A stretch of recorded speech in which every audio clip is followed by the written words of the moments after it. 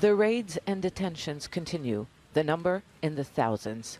Army personnel from bases across the country are being taken in for questioning. Others are already under arrest. The Turkish Army Command says those who planned the failed coup will be severely punished according to the law. The military's top leadership was under siege for hours as a group within the country's strongest institution tried to take power on Friday night. It was an attempt to overthrow the government, but President Recep Tayyip Erdogan appeared to have enough support within the military establishment to put down the insurrection. These men stood behind the government. Sunday was the first time since the attempted coup the heads of the ground forces, the Navy, the Air Force, Gendarmerie appeared in public with the army chief to attend a funeral. The pillars of the army, many call them, and their support was one of the reasons why the coup failed.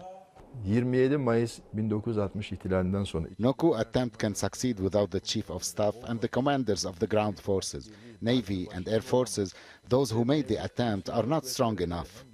But there were some high-ranking generals who are suspects and are now arrested. So was one of Erdogan's closest associates, Ali Azizi, who was his assistant for military affairs.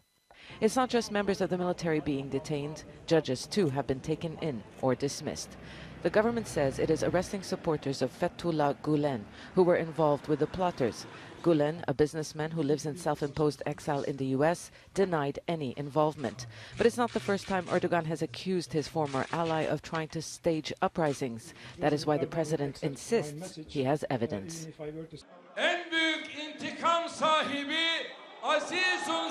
Do not forget that we do not seek revenge. The greatest one who has the right to revenge is God. So we don't need slogans. We need to take every step after thinking wisely, being guided by our experience. That's why Fethullah Gulen has faced this reaction by the nation, by the people's will.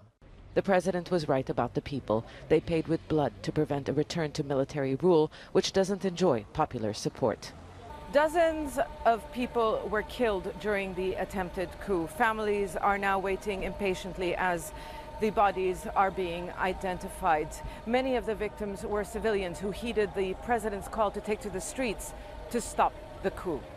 The failed coup could be an opportunity to heal a deeply divided society, but at the same time, the rare sense of unity is at risk.